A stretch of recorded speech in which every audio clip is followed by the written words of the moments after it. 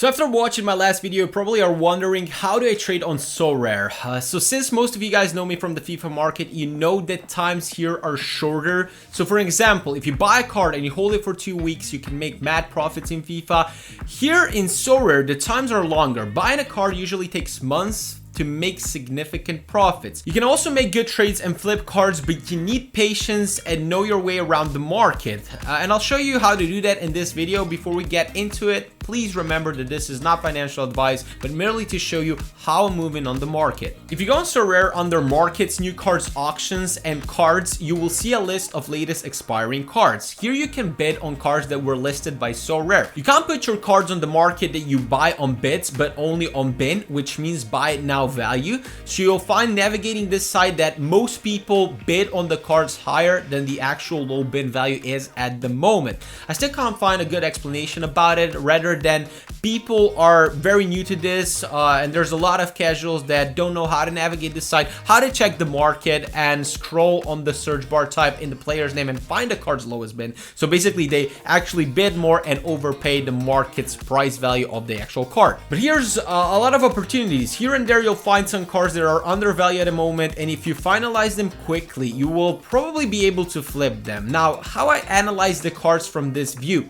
For those coming from FIFA market, you probably understand how Footbin works. Well, in Sorare, we do have a similar platform, which is called SorareData.com. The SorareData.com will allow you to search for the player and evaluate his price movement before buying. So let's hypothetically talk about Inaki Williams, currently going on bid at 47 euros. And the site asks you to put a bid on 51 euros. If we scroll to the SorareData.com and search for Inaki Williams, the first thing we would need to look at is his limited price movement. And as we can see, it has been on a slight decline.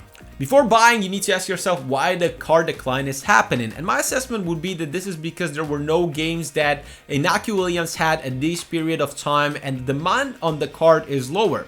At peak prices, he was selling between 70 and 80 price range, as we can see on the SorareData.com. Also, given the fact that more people are getting into this space and are willing to buy players like him, we could expect that he could rise to these values again. So if we would be able to outbid up to 51 euros and win him, that would be probably a good deal. Also, if we go and check the current low price point on him, the market on bin value, we can see that he's listed above 60 euros at the very moment, which means that he could even be flipped at the very moment if we would get him at the 51 euros value. As you can see here in SorareData.com, I bought him at 52 euros value, to the bottom, close to the bottom in my road to the 1K challenge, which I'm still going to release. So make sure to sub and follow for that if you haven't yet. So Inaki was just an example because I bought it on bin and I tried to time his low point, while actually his bids stand out and they actually overpay the card when they go on the bids. That's why I tried to either make an offer, which wasn't successful in my case, but you guys can do that and I'll show you later in the following example. So you guys can make an offer. Let's say we go on Inaki Williams and we would still like to buy him, but we want to get him closest to the value that he was at the very bottom.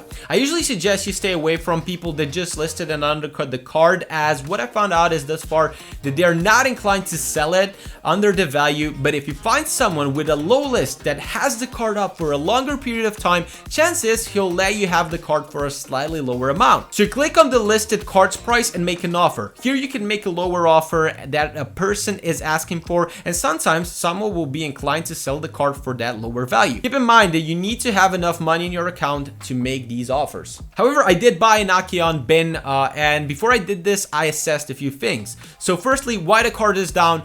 Second, how is he playing? Is he giving good results? And third, will the demand increase back soon? So the card was down because there were no league games at the very moment. There were the World Cup qualification period where they had a break. So there was like 2 weeks of low demand on SorareData.com for someone like Inaki Williams. He's given fairly decent results, as we can see in this F5 scores in the data section of SorareData.com. Not the best of cards, but he gives some results because a lot of the other cards that are strikers in La Liga are way more expensive. Should be focusing maybe on Inaki. He's a card that plays regularly in his club, and people that come into the game want to play with limited cards could go as an option with Inaki Williams. And the third, will the demand increase back soon? I do think the demand will increase back soon as more people come into this market and more people want to play the game. Getting closer to also the league games, I think they will go and bring him up a bit slightly higher in value. Last thing we need to talk about is bundles. It's a set of 5 players that Sorare puts on the market, and actually you guys can buy them on bids. Now basically these cards combined can make you profits, because sometimes people are not very good at calculating. A lot of the times they're gonna outbid the value of what these cards are selling separately, even if they would be going on bins or making offers. But a lot of the times you will find some deals here and there. Calculate all the specific cards in that set, the values of those cards separately, how they have been selling on the market in the past week, if anyone is injured, if anyone has any negative attributes right now that might not make them go up in value, or might not hold the value that you can sell them on the market. So the bundles are very tricky. It does require you to calculate a lot, but it can also give you a lot of profit. So make sure to check that if you want to go into it. I personally haven't been investing in bundles. I just checked a few bundles and found here and there that if I had enough of funds in my wallet, I would be able to profit from a few. But as always, guys, always target the players that are more in demand, the players that are starting, that are playing their clubs and can be used to play the game. I hope this video just gave you a rough idea of the 3 points that I'm going through while trading on Sorare.com. I also just want to point out that this might all change as we go, as we learn on the game, as we progress. If you guys are interested and join me on this journey, make sure to join my Discord server, link in the description. And if you have any questions, just drop them down in the comment section. Subscribe, because the next video is starting with the road to 1K, trading from the 100 euros invested in the side. Hope you guys like it. Thank you so much for watching, and I'll see you next time.